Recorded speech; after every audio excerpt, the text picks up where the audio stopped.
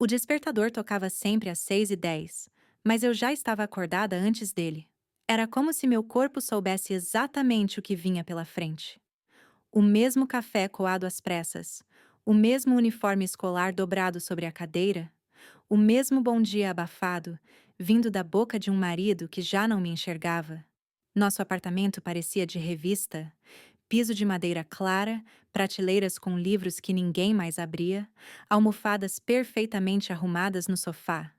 Mas tudo aquilo era só cenário. O silêncio que vivia entre aquelas paredes era tão espesso que às vezes eu me perguntava se nós dois ainda estávamos vivos por dentro. Ele saía cedo. Beijava a testa da nossa filha com certo carinho automático. Dizia, até mais, sem olhar para mim, e fechava a porta como quem encerra um expediente. Eu ficava. Preparava o lanche da pequena, respondia recados no grupo da escola e tentava me lembrar em que momento eu tinha deixado de existir para ele, ou para mim. Às vezes, quando ela saía para a escola, eu me sentava na ponta da cama e ficava ali, sem fazer nada, só sentindo o peso da casa, o cheiro do perfume dele ainda no banheiro, o eco do que a gente já foi. Não havia brigas, nenhuma explosão, só o silêncio. Um silêncio cruel que não gritava, mas desgastava como lixa fina sobre a alma. Lembro que certa vez tentei puxar conversa. Um domingo qualquer, enquanto almoçávamos em silêncio. Perguntei como estava o trabalho. Ele respondeu com um "na mesma" e voltou para o celular. E eu sorri. Sorri por instinto, porque parecia mais fácil sorrir do que admitir a solidão. À noite, deitada ao lado dele, eu contava mentalmente os dias em que não fazíamos amor, em que não trocávamos confidências, em que não ríamos de nada. O tempo se acumulava como poeira debaixo do tapete. Ignorado, mas presente. O mais cruel era que, por fora, tudo parecia normal. As fotos na geladeira, os presentes de Dia das Mães, os passeios no shopping. As outras mães na escola me invejavam. Você tem sorte, amiga. Ele é tão presente, tão educado. E eu sorria. Sempre sorria. Mas à noite, no escuro, eu sabia. Eu sentia. Algo dentro de mim estava morrendo. E talvez o mais doloroso fosse o fato de que eu não fazia nada. Porque eu tinha medo. Medo de encarar a verdade, medo de ficar sozinha, medo de não dar conta da minha filha, medo de não ser suficiente. E assim os dias passavam, um depois do outro, iguais, até o dia em que eu vi a mensagem. A manhã começou como todas as outras. Preparei um café. A pequena pediu pão com queijo, mas só havia requeijão. Reclamou, naturalmente. Improvisei algo com banana e mel. Ele passou pela cozinha com a camisa ainda aberta, ajeitando os punhos e perguntando pelas chaves. Respondi com o mesmo tom de sempre, mesmo carregando o cansaço no fundo dos olhos.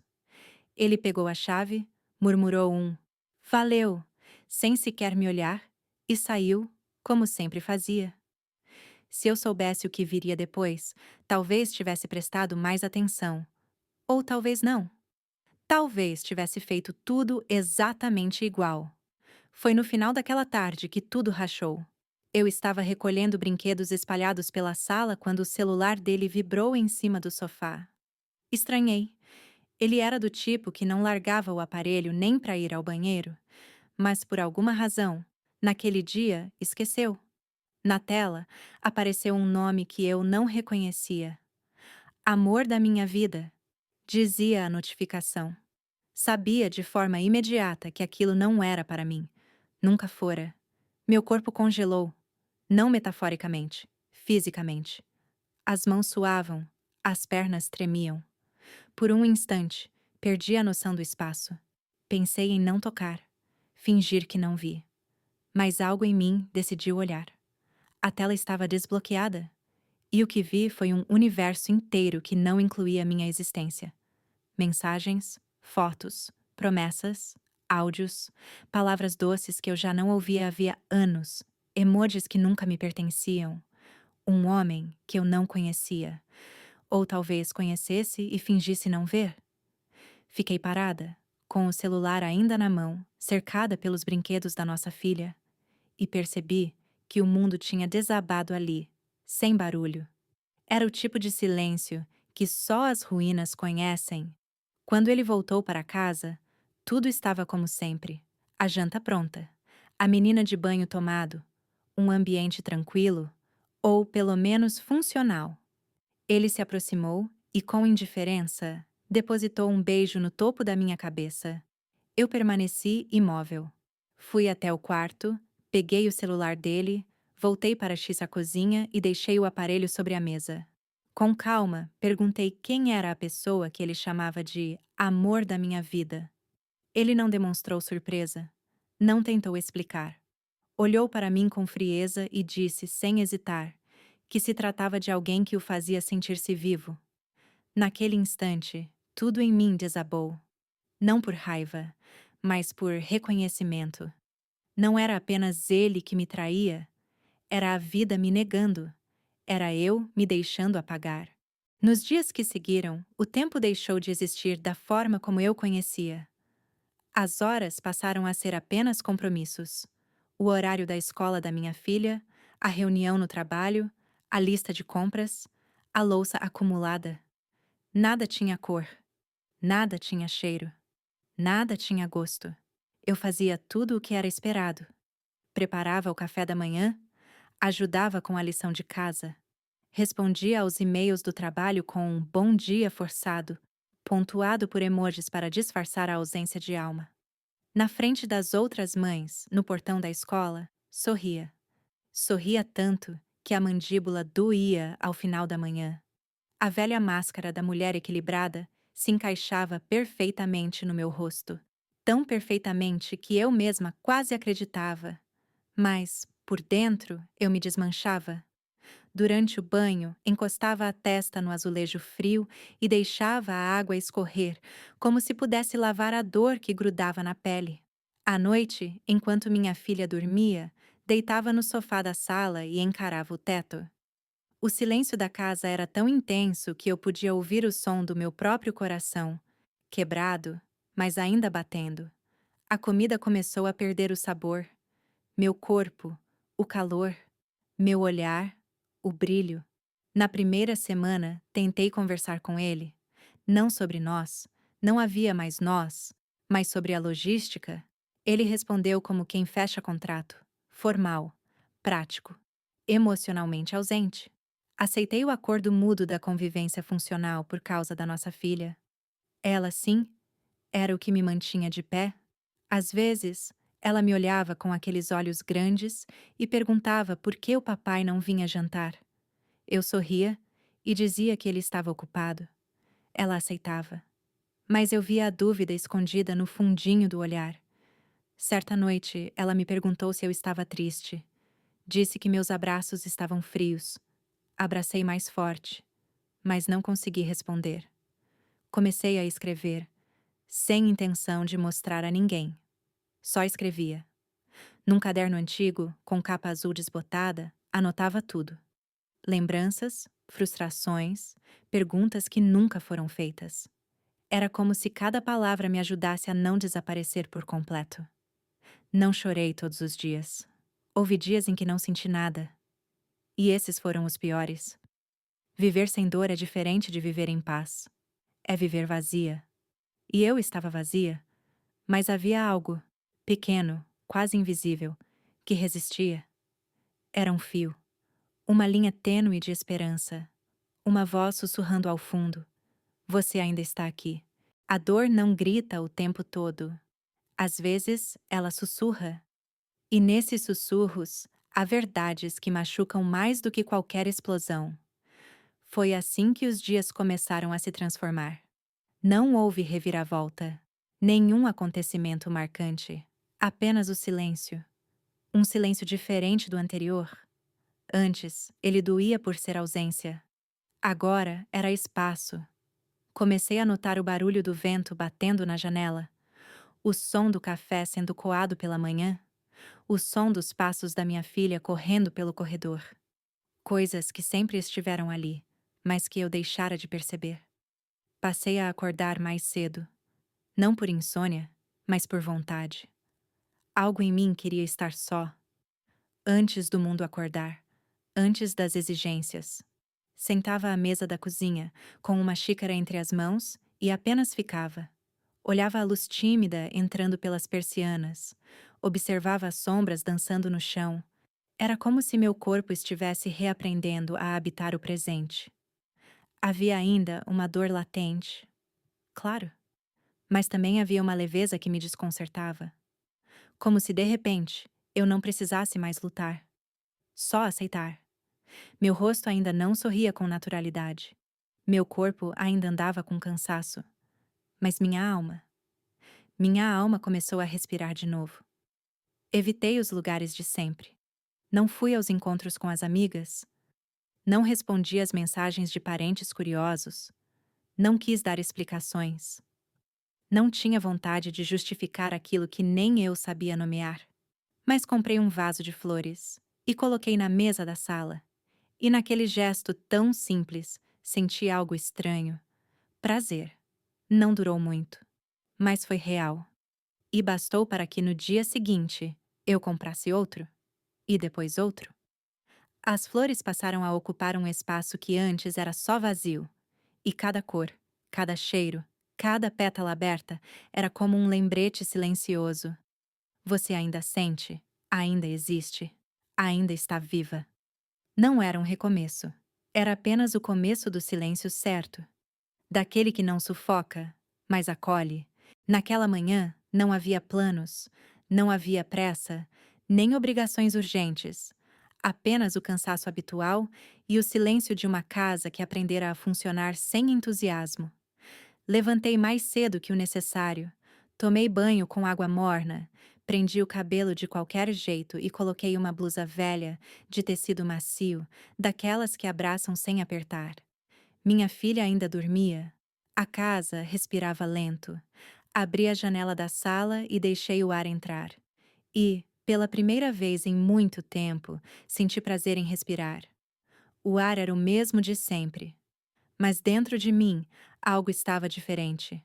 Saí para caminhar. Sem rumo, sem fone de ouvido, sem destino.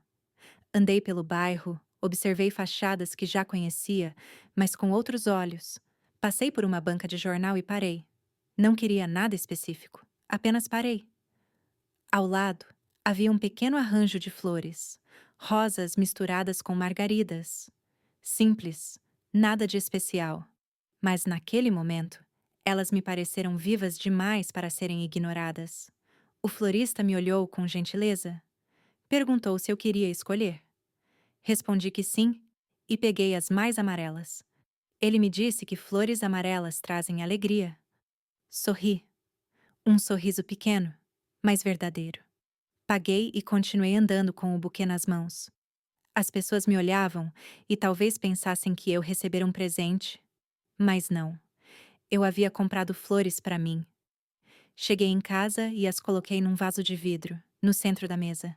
No centro do que, por muito tempo, fora apenas vazio. Sentei.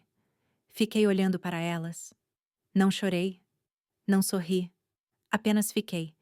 E foi suficiente. Naquela tarde, preparei um bolo simples, não para alguém, para mim. Comi devagar, sentindo o sabor, percebendo a textura, coisa que eu não fazia há meses.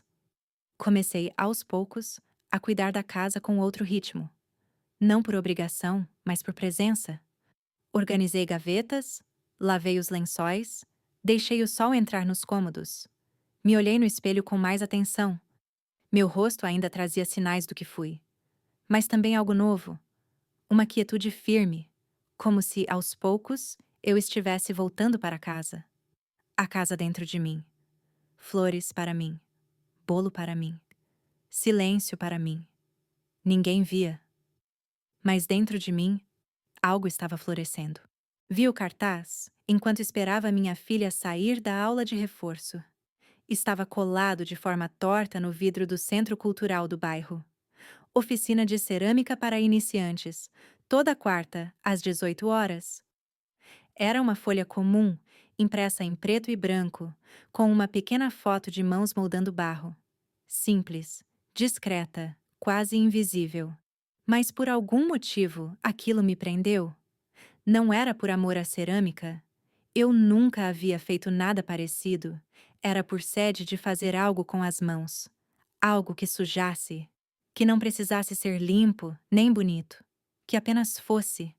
Anotei o número. Me inscrevi no dia seguinte. Cheguei na primeira aula com medo. Não sabia do quê. Talvez do espaço, das pessoas, do desconhecido. Mas fui mesmo assim. Levei uma camiseta velha, amarrei o cabelo e fui. A sala era ampla, com cheiro de argila molhada e janelas abertas para o jardim dos fundos. Havia umas 10 pessoas, todas caladas, como eu. Cada uma sentada diante de uma bancada com um bloco de barro cru. O instrutor nos cumprimentou com voz baixa, pediu que fechássemos os olhos e respirássemos fundo. Pensei em ir embora, mas respirei. Coloquei as mãos sobre o barro e, nos primeiros segundos, senti repulsa. Era frio, grudento, sem forma. Mas, conforme fui apertando e girando, percebi que não era o barro que me incomodava. Era a minha própria rigidez. Fui observando os dedos se moverem sem técnica, o barro se espalhar pelos pulsos, a sujeira se acumular sob as unhas. E, curiosamente, aquilo me deu alívio. Miguel estava sentado 2 bancadas à frente. Eu não sabia seu nome, nem reparei nele logo de cara. Mas me chamou a atenção a calma com que se movia. Ele não falava muito, apenas moldava e sorria. Não para alguém, mas como quem está em paz. No final da aula, limpei minhas mãos com uma toalha e me sentei no banco do corredor para esperar a hora de ir embora. Miguel se aproximou, não com intenção, mas com naturalidade. Comentou que meu pote, que mais parecia um pedaço torto de barro deformado, tinha personalidade. Sorri, não por educação, mas porque o comentário me fez rir de mim mesma pela primeira vez em muito tempo. Na semana seguinte, voltei. Não por causa dele, mas por mim. As mãos se acostumaram à textura. A mente aprendeu a silenciar durante o processo. Não importava se eu fazia certo ou errado. Ali, eu não era mãe, não era ex-esposa, não era responsável por nada. Era apenas alguém com as mãos sujas de barro tentando modelar alguma coisa parecida com forma. E, sem querer, comecei a modelar a mim mesma também. Com o tempo, as quartas-feiras começaram a ganhar outro tom. A semana girava em torno delas. Não pelo conteúdo da aula, mas pelo que acontecia dentro de mim durante aquelas 2 horas. Era como se o mundo ficasse suspenso. Lá fora, os problemas ainda existiam. Mas ali, entre água, argila e silêncio, tudo se tornava suportável. Miguel sempre chegava antes, sentava no mesmo canto, ajeitava o banco com calma, tirava um pano da mochila e limpava sua bancada como se aquilo fosse um ritual sagrado. Eu o observava, não com interesse romântico, mas com curiosidade. Ele parecia inteiro ali. Conversávamos aos poucos. Primeiro, sobre coisas técnicas. O peso do barro, a secagem das peças, a temperatura do forno. Depois, os temas mudaram. Falar sobre arte nos levou a falar sobre medo. Falar sobre formas nos levou a falar sobre ausência. Miguel tinha um jeito de escutar que me desarmava. Não interrompia, não opinava, apenas ouvia. E quando respondia, fazia isso como quem devolve o pensamento polido, mais leve.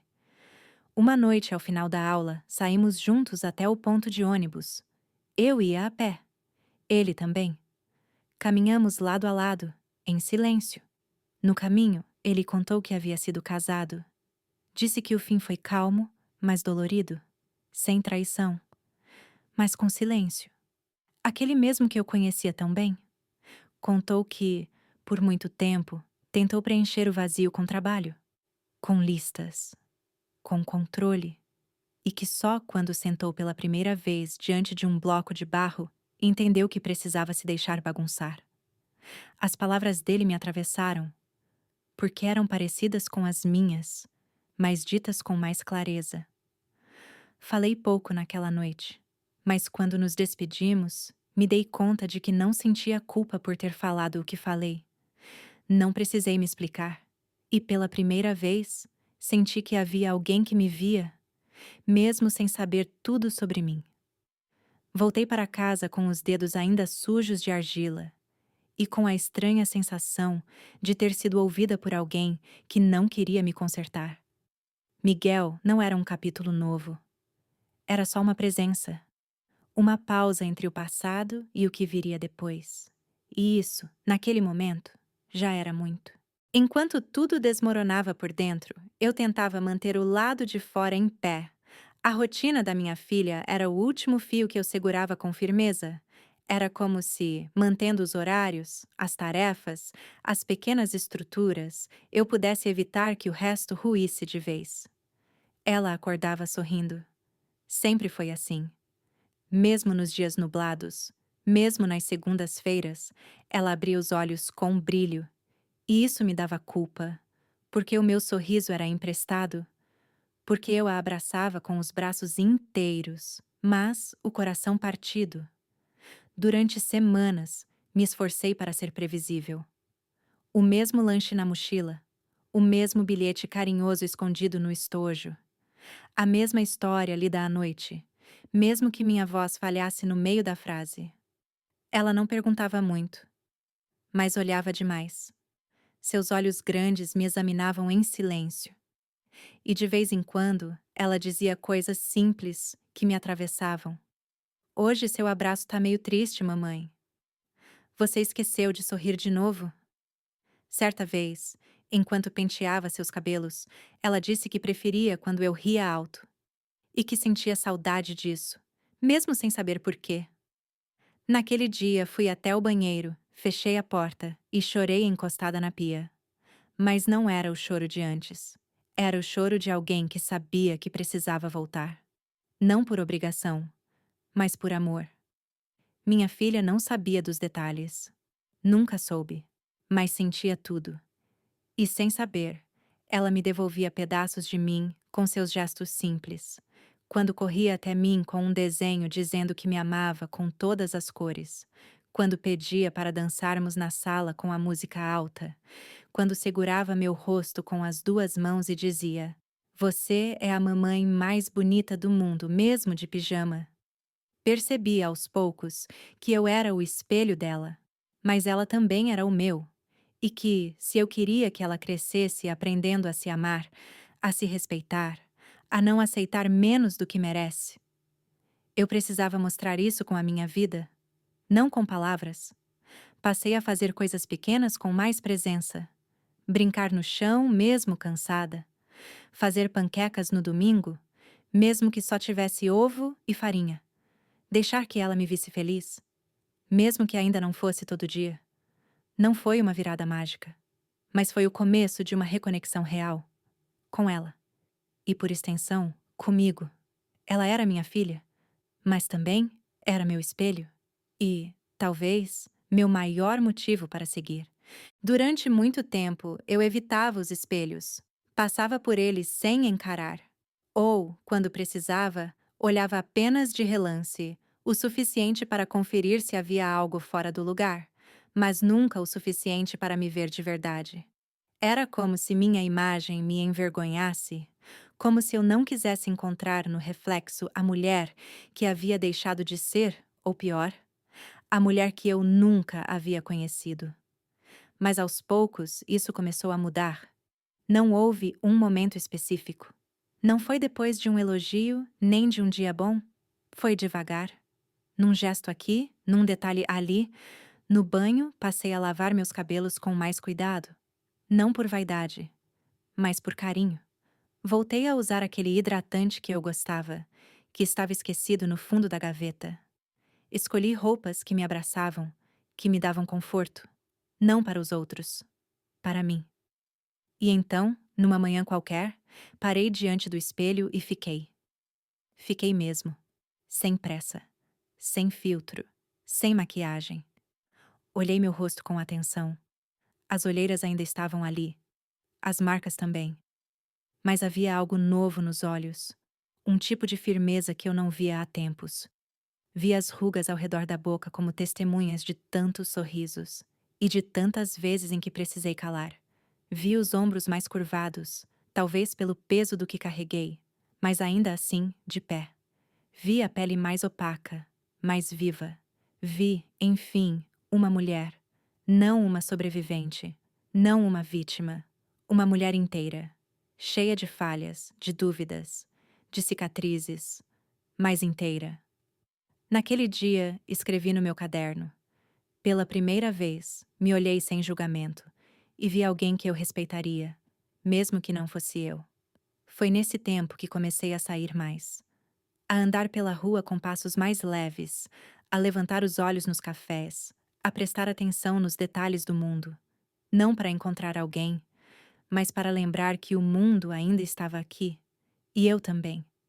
Não sentia mais raiva, nem mágoa. A dor havia se transformado em lembrança, e a lembrança em força.